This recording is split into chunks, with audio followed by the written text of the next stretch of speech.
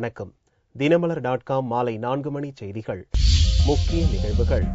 சர்ச்சைக்குரிய சாமியார் ஆசாராம் பாபு இந்தூரில் கைது.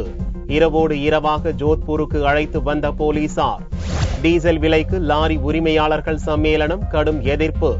மத்திய அரசை எதிர்த்து போராட்டம் அறிவிப்பு. கச்சத்தீவு விவகாரத்தில் மத்திய அரசுக்கு கருணாநிதி கண்டனம். நீதிமன்றத்தில் உரிமையை நிலைநாட்ட தமிழக அரசுக்கு அழைப்பு. விரிவான செய்திகள். சர்ச்சைக்குரிய சாமியார் ஆசாராம் பாபு மத்திய பிரதேச மாநிலம் இந்தூரில் கைது செய்யப்பட்டு ராஜஸ்தான் மாநிலம் ஜோத்பூர் கொண்டு வரப்பட்டுள்ளார். சர்ச்சைக்குரிய சாமியார் ஆசாராம் பாபு மத்திய பிரதேசம், ராஜஸ்தான், குஜராத் உள்ளிட்ட மாநிலங்களில் ஏராளமான ஆசிரமங்களை நடத்தி வருகிறார். 16 வயது சிறுமியை பாலியல் பலாத்காரம் செய்ததாக தொடரப்பட்ட வழக்கில் ஆகஸ்ட் 30ஆம் தேதிக்குள் விசாரணைக்கு ஆஜராகும்படி ஆசாராம் பாபுவுக்கு ராஜஸ்தான் போலீசார் சம்மன் அனுப்பினர். ஆனால் கெடு முடிந்தும் அவர் ஆஜராகவில்லை. தனக்கு உடல்நலம் சரியில்லை என்றும் உறவினர் ஒருவரின் இறுதிச் சடங்கில் பங்கேற்க இருப்பதை காரணம் காட்டி ஆசாராம் பாபு கால அவகாசம் கோரியதை போலீசார் நிராகரித்து விட்டனர். இந்நிலையில் வெள்ளியன்று அவர் தலைமறைவானார். அவரது ஜோத்பூர் ஆசிரமத்துக்கு சீல் வைத்த போலீசார் ஆசாராம் பாபுவை தேடி வந்தனர். இந்நிலையில் மத்திய பிரதேச மாநிலம் இந்தூரில் உள்ள ஆசிரமத்தில் சனிக்கிழமை நள்ளிரவு ஆசாராம் பாபுவை கைது செய்த ராஜஸ்தான் போலீசார் அவரை ஞாயிறன்று இந்தூருக்கு அழைத்து வந்தனர். சிறுமி பாலியல் பலாத்காரம் செய்யப்பட்ட போது அந்த அறைக்கு காவல் இருந்ததாக குற்றம் சாட்டப்பட்ட ஆசாராம் பாபுவின் மெய்காவலர் ஜோத்பூரில் சனிக்கிழமை அன்று போலீசாரிடம் சரணடைந்துள்ளார். இதற்கிடையே ஆசாராம் கைது செய்யப்பட்டதை அடுத்து பாதிக்கப்பட்ட சிறுமியின் தந்தை உத்தரப்பிரதேசத்தில் துவக்கிய தனது காலவரையற்ற உண்ணாவிரதத்தை ஞாயிறன்று கைவிட்டார். எந்த காரணம் கொண்டும் ஆசாராம் பாபுவுக்கு ஜாமீன் அளிக்க கூடாது என்றும் சிறையில் சிறப்பு வசதிகள் அளிக்கப்படக்கூடாது என்றும் சிறுமியின் தந்தை வலியுறுத்தியுள்ளார். டீசல் விலை உயர்வுக்கு கடும் கண்டனம் தெரிவித்துள்ள லாரி உரிமையாளர்கள் சம்மேளனம் விலை உயர்வை வாபஸ் பெற வலியுறுத்தி மத்திய அரசு அலுவலகங்கள் முன் லாரிகளை நிறுத்தி போராட்டம் நடத்தப் போவதாக அறிவித்துள்ளது. சனிக்கிழமை நள்ளிரவு முதல் பெட்ரோல் விலை லிட்டருக்கு 3 ரூபாயும் டீசல் விலை 61 காசுகளும் உயர்ந்துள்ளது. இதற்கு தமிழ்நாடு மாநில லாரி உரிமையாளர்கள் சம்மேளனம் கடும் கண்டனம் தெரிவித்துள்ளது. இது தொடர்பாக செய்தியாளர்களை சந்தித்த இந்த அமைப்பின் தலைவர் நல்லதம்பி, கடந்த ஆண்டு செப்டம்பர் முதல் இந்த ஆண்டு ஆகஸ்ட் வரை 15 முறை 12 ரூபாய்க்கும் மேல் பெட்ரோல், டீசல் விலையை உயர்த்தப்பட்டுள்ளதாகவும் மத்திய அரசு உடனடியாக இந்த விலை உயர்வை திரும்ப பெற வேண்டும் என்றும் தெரிவித்தார்.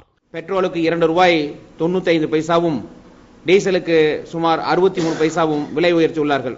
ஏற்கனவே தொழில் செய்ய முடியாமல் சரியான லோடு இல்லாத சூழ்நிலையில் எங்களது 30% லாரிகளை கடன் கட்ட முடியாத சூழ்நிலையிலே நிறுத்தி வைத்துள்ளோம். இந்த சூழ்நிலையிலே மேலும் வெந்த புண்ணிலே வேலை பாய்ச்சுகின்ற பொழுது மத்திய அரசானது இந்த விலையேற்றத்தினை அறிவித்துள்ளார்கள். மத்திய அரசானது உடனடியாக இந்த விலையேற்றத்தினை வாபஸ் பெற்று இறக்குமதி செய்யப்படுகின்ற பெட்ரோலிய பொருட்களுடைய அளவினை குறைக்க வேண்டும் என இந்த தருணத்திலே கேட்டுக்கொள்கின்றோம். அடுத்த வார இறுதியில் டீசல் விலை மேலும் 3 ரூபாய் முதல் 5 ரூபாய் வரை விலை அதிகரிக்கப்படலாம் என்ற தகவல் லாரி உரிமையாளர்கள் மத்தியில் கடும் அதிருப்தியை ஏற்படுத்தியுள்ளது. கச்சத்தீவு இலங்கை வரம்பிற்குள் உள்ளது என்று உச்சநீதிமன்றத்தில் மத்திய அரசு தெரிவித்திருப்பதற்கு கடும் கண்டனம் தெரிவித்துள்ள திமுக தலைவர் கருணாநிதி, நமது உரிமையை நீதிமன்றம் மூலம் நிலைநாட்டுவோம் என்று தெரிவித்துள்ளார். கடந்த வாரம் உச்சநீதிமன்றத்தில் கச்சத்தீவு தொடர்பான வழக்கு விசாரணைக்கு வந்தபோது கச்சத்தீவு இலங்கை வரம்பிற்குள் உள்ளது என்றும் அதை திரும்ப பெற முடியாது என்றும் மத்திய அரசு தரப்பில் பிரமாண வாக்குமூலம் தாக்கல் செய்யப்பட்டது. இதற்கு திமுக தலைவர் கருணாநிதி ஞாயிறன்று வெளியிட்ட அறிக்கையில் கடும் கண்டனம் தெரிவித்துள்ளார். இந்திய இலங்கை கடல் பகுதியில் சர்வதேச எல்லைக்கோட்டை நிர்ணயித்த போது கச்சத்தீவு இலங்கை வரம்பிற்குள் சென்றுவிட்டது என்று மத்திய அரசு தெரிவித்திருப்பது தமிழகத்திற்கு பேரிடியாக அமைந்து பெரும் அதிர்ச்சியை ஏற்படுத்தியுள்ளது என்றும் கருணாநிதி தெரிவித்துள்ளார். இலங்கையை ஆட்சி செய்த டச்சு கம்பெனி 1660 கச்சத்தீவை குத்தகைக்கு பெற்றது முதல் ராமநாதபுரம் மாவட்டத்தின் சர்வே எண் 1250 கட்டுப்பட்டிருந்தது வரை பட்டியலிட்டுள்ள திமுக தலைவர் கருணாநிதி, இந்த ஆதாரங்களை எல்லாம் தமிழக அரசு உச்சநீதிமன்றத்தில் சமர்ப்பிக்க வேண்டும் என்றும் கேட்டுக் கொண்டுள்ளார். கச்சத்தீவு தொடர்பாக 1974ஆம் ஆண்டு இந்திய அரசு ஒப்பந்தம் செய்து கொண்ட போது தனது தலைமையில் இருந்த தமிழக அரசு தமிழக சட்டசபையில் அதை மறுபரிசீலனை செய்ய தீர்மானம் நிறைவேற்றியதையும், அதே ஆண்டு இந்த ஒப்பந்தத்தின் நகலை பார்லிமெண்டில் தாக்கல் செய்த போது திமுக சார்பில் எதிர்ப்பு தெரிவித்ததையும் அறிக்கையில் கருணாநிதி சுட்டிக்காட்டியுள்ளார். கச்சத்தீவு பிரச்சனையில் தமிழகத்தின் பக்கம் நீதியும் நேர்மையும் நிரம்ப இருப்பதால் நமது உரிமையை உச்சநீதிமன்றம் நிலைநாட்டும் என்று நம்புவதாகவும் கருணாநிதி தெரிவித்துள்ளார். டெசோ அமைப்பின் சார்பில் கடந்த மே மாதம் 15ஆம் தேதி உச்சநீதிமன்றத்தில் கச்சத்தீவு தொடர்பாக கருணாநிதி வழக்கு தொடர்ந்துள்ளார் என்பது குறிப்பிடத்தக்கது. இலங்கை கடற்படையின் தொடர் கைது நடவடிக்கையால் பாம்பன் மீனவர்கள் 6வது நாளாக கடலுக்குள் மீன்பிடிக்க செல்லாததால் மீன்பிடி துறைமுகங்கள் வெறிச்சோடி காணப்பட்டன. இலங்கை கடற்படையால் கைது செய்யப்பட்டுள்ள தமிழக மீனவர்களை விடுதலை செய்ய வலியுறுத்தி பாம்பனில் 6வது நாளாக மீனவர்கள் கடலுக்கு மீன்பிடிக்க செல்லாமல் வேலை நிறுத்த போராட்டத்தில் ஈடுபட்டனர். சில தினங்கள்ல எங்களுடைய மீனவர்கள் படகுகளும் வந்து உடனடியாக வரலைன்னா எங்களுடைய போராட்டம் நாடு தழுவிய போராட்டமா இருக்கு. இந்த மத்திய அரசாங்கம் மீனவர் விரோத போக்க கைவிட்டுட்டு இந்த மீனவர் பிரச்சனை தலையிடன, இல்லைன்னா வர்ற பாராளுமன்ற தேர்தல்ல இந்த மீனவனுடைய பதிலடி எப்படி இருக்கும் சொல்லி அப்பதான் தெரியும் அவங்களுக்கு. மீனவர்களின் தொடர் வேலை நிறுத்த போராட்டத்தால் பாம்பன் மீன்பிடி துறைமுகம் வெறிச்சோடி காணப்பட்டது. 5000 மீன்பிடி தொழிலாளர்களும் 25,000 மீன்பிடி சார்பு தொழிலாளர்களும் பாதிக்கப்பட்டதோடு கோடிக்கணக்கான ரூபாய் மீன்பிடி வர்த்தகமும் பாதிக்கப்பட்டுள்ளது. சேது கால்வாய் திட்டத்திற்கு இடையூறு செய்யும் தமிழக அரசின் மனுவிற்கு எதிராக மத்திய அரசு உச்சநீதிமன்றத்தில் பிரமாண பத்திரம் தாக்கல் செய்யும் என ஜி.கே. வாசன் தெரிவித்துள்ளார். மத்திய கப்பல் போக்குவரத்து துறை அமைச்சர் ஜி.கே. வாசன் தஞ்சாவூரில் செய்தியாளர்களை சந்தித்தார். அப்போது பேசிய அவர், தமிழகத்தின் பொருளாதார நிலை மட்டுமின்றி இந்தியாவின் பொருளாதார நிலையையும் உயர்த்தக்கூடிய சேது கால்வாய் திட்டத்தை முடக்க தமிழக அரசு பல்வேறு வகையில் முயற்சித்து வருவதாக குற்றம் சாட்டியதோடு உச்சநீதிமன்றத்தில் சேது கால்வாய் திட்டத்துக்கு எதிரான வழக்கில் மத்திய அரசு பிரமாண பத்திரம் தாக்கல் செய்யும் என தெரிவித்தார். சேது கால்வாய் திட்டத்தினுடைய முழு பயனும் மக்களுக்கு கிடைக்கும் வகையில் உச்சநீதிமன்றம் தீர்ப்பளிக்கும் என்று நம்புவதாகவும் வாசன் கூறினார். தமிழக அரசுடைய மனுவுக்கு ஆதாரத்தோடு உறுதியோடு மத்திய அரசு அதனை எதிர்த்து அபிடவிட் பிரமாண தாக்கம் செய்கிறது. அந்த பிரமாண தாக்கத்திலே மிக முக்கியமாக இந்த திட்டம் நிறைவேற்றப்பட வேண்டும். தமிழகத்திற்கு மட்டுமல்ல, இந்தியாவுடைய பொருளாதார நிலையும் இந்த திட்டத்தினால் உயரக்கூடிய நல்ல நிலை ஏற்படும். முன்கூட்டியே லோக்சபா தேர்தல் நடக்க வாய்ப்பு இல்லை என்றும், தேர்தலில் மீண்டும் ஐக்கிய முற்போக்கு கூட்டணி வெற்றி பெற்று 3வது முறையாக ஆட்சி அமைக்கும் என்றும் வாசன் நம்பிக்கை தெரிவித்தார். லோக்சபா தேர்தலை முன்கூட்டி நடத்துவதே நாட்டு மக்களுக்கு நன்மை தரும் என்று பாரதிய ஜனதா தெரிவித்துள்ளது. பாரதிய ஜனதா கட்சியின் சென்னை அலுவலகத்தில் ஞாயிறன்று கட்சியின் மூத்த தலைவர் வெங்கையா நாயுடு செய்தியாளர்களை சந்தித்தார். விலைவாசி கடுமையாக உயர்ந்துள்ள நிலையில் பெட்ரோல் டீசல் விலை உயர்வுக்கு கடும் கண்டனம் தெரிவித்த வெங்கையா நாயுடு, இதனால் அத்தியாவசிய பொருட்கள் அனைத்து பொருட்களின் விலையும் உயரும் என்று கவலை தெரிவித்தார். பக்கவாதம் வந்த இந்த மத்திய அரசை இனியும் நாட்டு மக்களால் தாங்கிக் கொள்ள முடியாது என்றும், லோக்சபா தேர்தலை முன்கூட்டி நடத்துவதே நாட்டு மக்களுக்கு நன்மை தரும் என்றும் வெங்கையா கூறினார். The country cannot afford to have a paralytic government. The country do not want this government anymore. The only solution to end this uncertainty is early elections. கடந்த சில தினங்களாக தெலுங்கானா உள்ளிட்ட பிரச்சனைகளால் பார்லிமெண்டை முடக்குவது காங்கிரஸ் கட்சி எம்பிக்கள் தான் என்றும், பாரதிய ஜனதா எம்பிக்கள் அல்ல என்றும் வெங்கையா விளக்கம் அளித்தார். வேதிப்பொருள் கலந்து வரும் குடிநீரை பருகிய மதுரை பொய்கை கரைப்பட்டி பெண்களுக்கு கர்ப்பப்பையில் பாதிப்பு ஏற்பட்டு அதை அகற்றி வரும் சம்பவம் பெரும் பரபரப்பை ஏற்படுத்தியுள்ளது. மதுரை அழகர் கோவில் அருகே உள்ள பொய்கை கரைப்பட்டி ஊராட்சி ஒன்றியத்தில் 1000க்கும் மேற்பட்ட குடும்பத்தினர் வசித்து வருகின்றனர். இந்த கிராமத்தில் உள்ள பெண்கள் கடந்த 30 ஆண்டுகளில் 70 பேர் தங்களுடைய கர்ப்பப்பையை அகற்றியுள்ளனர். ஆண்களுக்கு கிட்னியை பாதிக்கும் நோய் தாக்கியும் பிறக்கும் குழந்தைகள் மனவளர்ச்சி குன்றியும் பிறந்து வருகின்றன. அருகில் உள்ள தொழிற்சாலையிலிருந்து வெளியேற்றப்படும் வேதி கழிவுகளால் நிலத்தடி நீர் பாதிக்கப்பட்டு இதுபோன்ற அசம்பாவிதங்கள் நடப்பதாக அப்பகுதி மக்கள் குற்றம் சாட்டுகின்றனர். ನಾನು 35 வயசுல கருப்பை எடுத்துட்டு என்னால எந்த வேலையும் பண்ண முடியல. 3 பொண்ணு இருக்கு, ஒரு பையன் இருக்கு. இந்த கெமிக்கல் தண்ணியை குடிச்ச பிள்ளைகளுக்கு நோய் வருது. என் பிள்ளைய ஒரு பிள்ளை முடியாம இருக்கு, ரொம்ப நடக்க மாட்டாமவும் இருக்கு. அது எங்க ஊர்ல 75 பேருக்கு மேல எடுத்திருக்காங்க, வெளியிலையும் போயிருக்காங்க. இதுகளுக்கு இன்னும் சில பெண்களுக்கு வயிறு வலிக்குதுன்றது, கருப்பு பையில கோளாறுண்டு ஆஸ்பத்திரிக்கு போய்கிட்டு இருக்காங்க. எங்க அப்பா 6-7 வருஷமா கெமிக்கல்ல தான் வேலை பார்த்தாரு.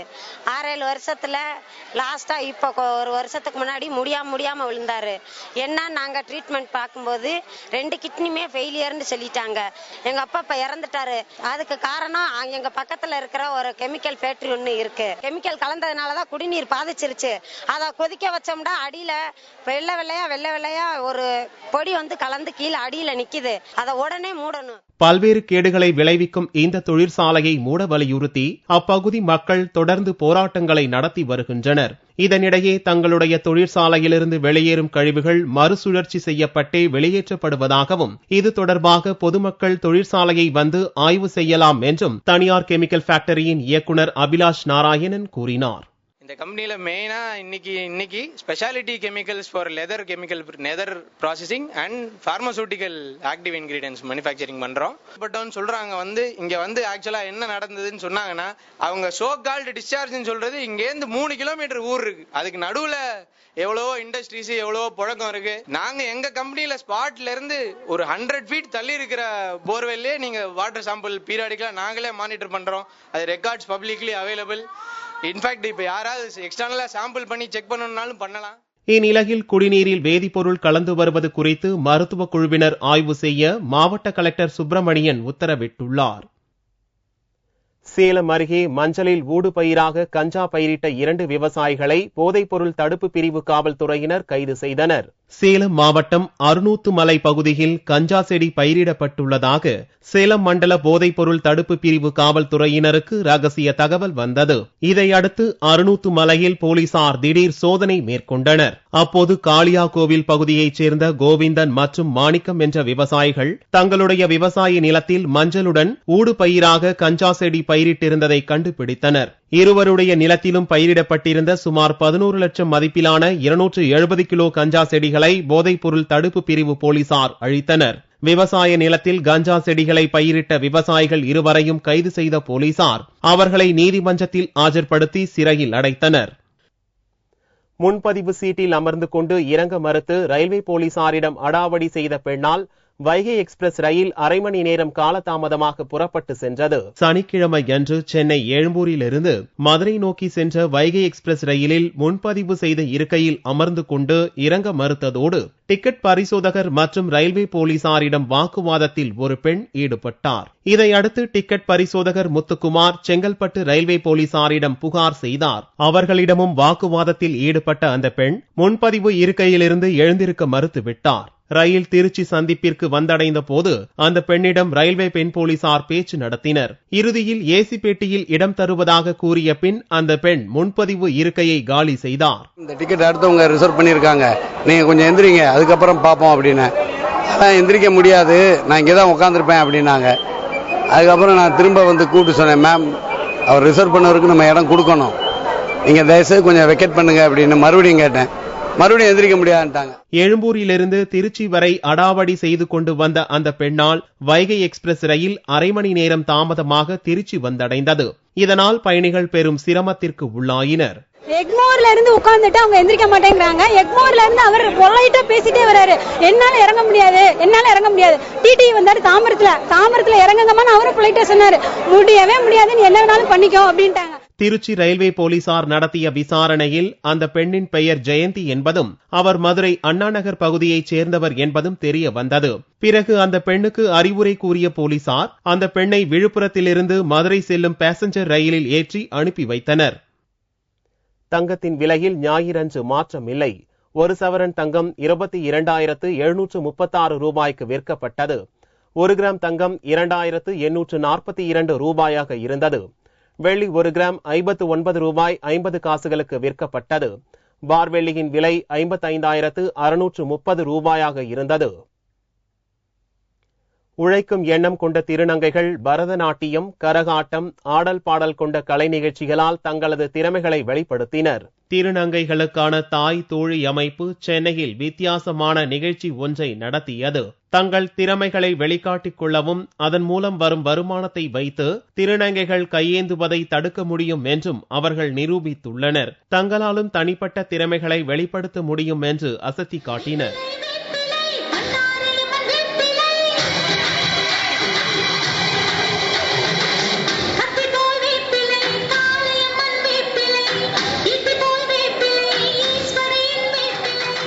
திறமையான திருநங்கைகளை ஊக்குவித்த இந்நிகழ்ச்சியில் தமிழக சுகாதார செயலாளர் ராதாகிருஷ்ணன், இயலிசை நாடக மன்ற தலைவர் தேவா, நடிகர் சரவணன் உள்ளிட்டோர் கலந்து கொண்டனர். முதல் முறையாக நடந்த இந்நிகழ்ச்சிக்கு பொதுமக்களின் வரவேற்பை பொறுத்து தொடர்ந்து இதுபோன்ற நிகழ்ச்சிகள் நடத்தப்படும் என்று திருநங்கைகள் தெரிவித்தனர். திருநங்கைகளுக்காக ஆரம்பிக்கப்பட்ட ஒரு ஆர்கனைசேஷன். அதிபயங்கரமான கலைகள், நிறைய டேலண்ட்ஸ்கள் இருக்கு. அந்த டேலண்ட்ஸை இந்த ஆர்கனைசேஷன் மூலமா நாங்க வெளியே எடுத்துட்டு வந்து நடத்த இருக்கிறோம். இன்னைக்கு வந்து நுழைவு கட்டணமாக 300 ரூபாய் வசூலிக்கப்பட்ட போதும் ஏராளமான பார்வையாளர்களின் வருகையால் அரங்கம் நிரம்பி வழிந்தது. மீண்டும் செய்திகள் இந்திய நேரப்படி இரவு 8 மணிக்கு. வணக்கம்.